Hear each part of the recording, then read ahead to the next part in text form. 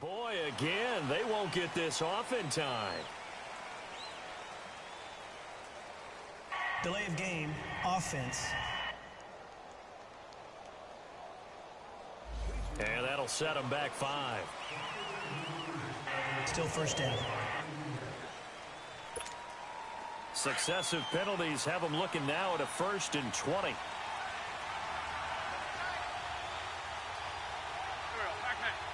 Let's get it.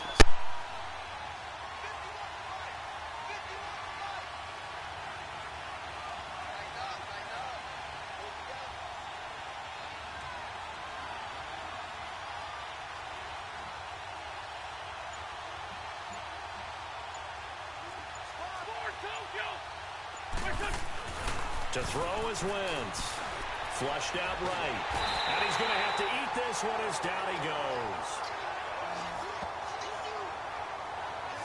You never want to give up a sack. From the O-line's perspective, they hate it for several reasons, especially because they felt like they let little brother down back there in the pocket. Oh, no doubt. They have a ton of pride, and they go into every job wanting to keep that guy clean. They want that uniform with no grass stains, no dirt, nothing on it.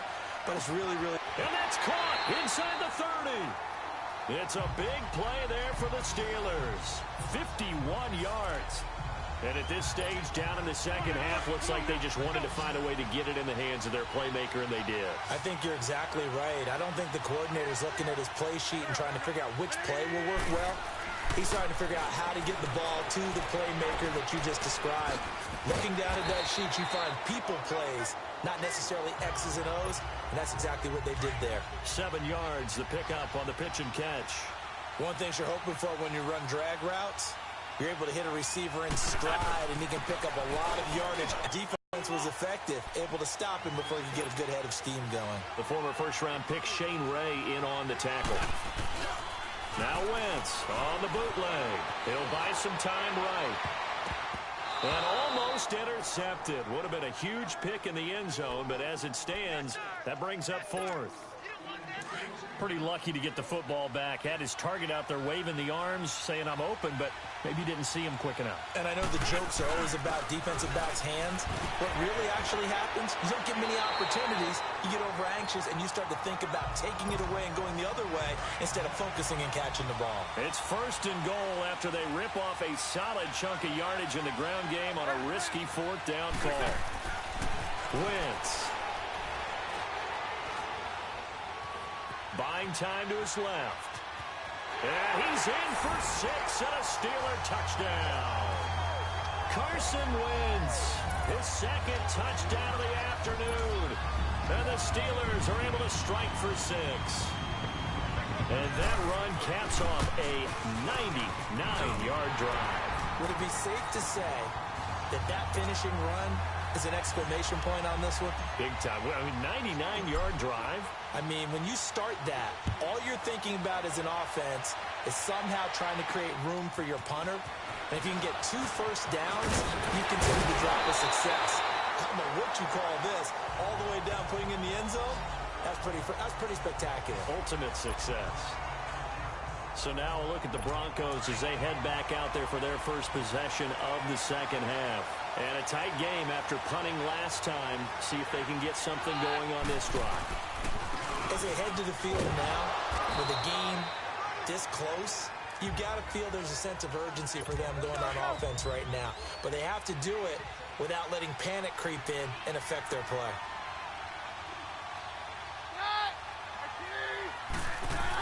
And now a 10th carry for Freeman. Now he is going to be stopped cold behind the line of scrimmage. It's a loss of 4. Now 3rd down. It's a tough one right there. He ran right into the teeth of the blitz as the linebacker was freed up in order to stuff that one for him. Back now at Soldier Field. It's the Broncos trailing, but they do have possession of the football as we begin quarter number 4. Throwing is Keenum on 3rd down. This is Booker on the dump off. And he'll be brought down shy of the 40 at the 38-yard line. It'll be a 2-yard gain, and that's going to make it 4th down. One thing I think that's safe to say defensively, the tackling's been really good. And because of that, it's been very, very hard for them to move the ball because you're not getting the benefits of run after catch. They tackle them almost on the spot. That means you have to run extra plays, harder to move it. And Pittsburgh getting set to take the field. They're holding on right now to that slim advantage in a one-score game. And you hear a lot about 2-minute offense and 4-minute offense. Obviously, the 4-minute offense applies here. How do they run that effectively? Well, really what the 4-minute offense is you're just trying to grind the clock. So you want consistent gains, steady gains. Doesn't have to be big plays, but it has to be plays that gets first downs and keeps the ball away from your opponent. But certainly throwing the ball is in the mix here. It certainly is. Just make sure that you're careful with it. And again, get those first downs, keep possession of the football. Being chased out left. Going deep, and that's caught inside the 35. Kelvin Benjamin. And into the end zone. Touchdown, Pittsburgh. Kelvin Benjamin, 81 yards. And the Steelers are going to add on to their lead. Partner, one of the cardinal rules of defense is that if you're in position to make a tackle, you need to make it. Well, and if you can't make the tackle before that, you just got to knock that ball down, right? Yeah, something has to happen because he goes all the way and takes it for a touchdown. Fielded about a yard deep. And he'll bring it a few past the 20 to the 23-yard line. And Denver getting set to take the field. And with this deficit, you can't have too many more drives like the last drive where you had to punt it away. You know what I would tell my offense right here? The punter doesn't exist, guys. He doesn't even exist. He's not a team anymore. I just cut it. All right? So you've got to go out and create some offense for us here and give us some points. No way does that guy get on the field on this drive. Poor punter. Yeah, it wasn't his fault. But hey, listen, there's got to be casualties at times. We're trying to win a game. Ball up to the 35 now as they come up on 1st and 10. On 1st and 10, here's Keenum. And on the catch right side, this is Sanders. The ball comes out, but this will fortunately wind up out of bounds. I don't know about you, but I could hear and feel the sigh of relief all the way up here in our booth. That was palpable. The sideline, the friend there. No doubt about it. Ball goes over the sideline, able to retain possession, no turnover. I know his coaches are screaming, just hang on to the ball, man. And he'll be taken down, but not before he gets into enemy territory. 12 yards there as they keep this drive rolling. It's another first down. When this offense can get their tight ends involved, they can move the football. Here, a nice route, able to look it in, and picks up the first down.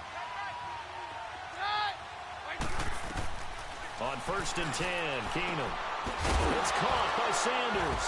And he fumbled it. It's on the ground. And his crew will take over at their own 45-yard line. Brandon, I don't want to violate any of our broadcasting rules by declaring a game over before it's over. But that one, that puts them in real jeopardy there. Absolutely. It's a two-possession game. It is a two-possession game at this stage in the fourth. They needed points out of that drive. And obviously now, no chance at all to get those points that they so desperately needed. And able to break one tackle, but then quickly brought down. Time for a break. We'll come back to wrap this one up after this. So the Steelers with the football as we get you reset. And you'd have to figure they're just looking to burn these final 2 minutes away and get out of here with a victory. Oh, look at this. Wentz going to throw. And his throw's going to be incomplete. Brandon Marshall, the linebacker, able to make the play defensively. But there was no trace of nervousness there. He was able to diagnose that play from his linebacker position, stay in excellent coverage, and bat the ball away. They fake the give. Now Wentz. They'll roll him out right. And this is caught right along the sideline. What a job of keeping the toes in bounds there. That one will go down as 33 yards on the third down conversion. Now a 10th carry. Here's Williams. And a nice move will yield nothing as he's stopped behind the line. And now the Broncos will burn another timeout here, as they'll talk things over prior to this upcoming second down play. Maybe just a slight detour on what's been a strong drive. Here's 2nd and 11. They run it again with Williams. And able to break one tackle, but then quickly brought down. But a nice little gain. And now we're going to get a timeout here called by the defense, as they'll talk it over here before what will be an important third down. And they'll go ground game here with the tailback. And he has the first down before he's tackled at the 5. They're able to convert on third down, and that sets up a 1st and goal. Starting to look like this drive, it may be the final nail in the coffin. Well, this is why you work out so hard, right? This is why you spend all that time in the offseason. This is why you have those OTAs and mini camps for these situations. And caught in the end zone. Touchdown, Steelers. Randy Moss, a 5-yard touchdown. And the Steelers find a way to stretch their lead. Is it okay if I break one of our rules, partner, which is to never call a game over until it's over? Because this certainly feels like it's over after that drive. Yeah, that was spirit-crushing, wasn't it? And now you just kind of felt the air go out of the balloon. Yeah, they were fighting so hard to stay in there, and they knew they had to stop them on that drive. But when they were unable to, I think you're exactly right. You could see them sag on their sideline, and I think this one might just be over. The Broncos offense now gets ready to head back onto the field. They've lost this one. Their offense has struggled. Do they try to put together something here at the end just to take into next week? Yeah, sometimes teams want to do that and coaches want to. I remember one time I was on a team and we were losing late in a game like this, and you knew it was lost. It was over, right? And the coach called a running play and pretty much said to everyone, I want to see something executed well before we get out of here.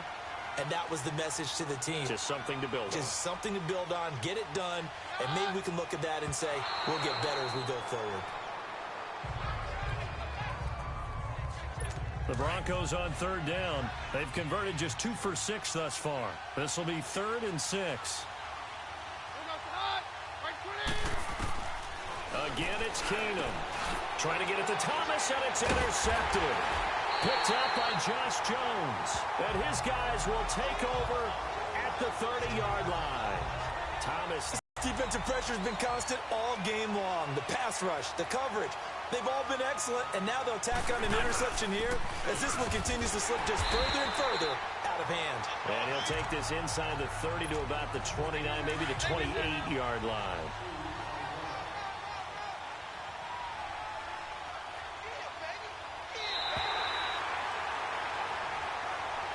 Well, partner, there's something special about a game in the snow. Just always fun in these elements, although a little chillier up here in the open-air booth. The only thing that's not fun is that we got the mid-game notification that our flight was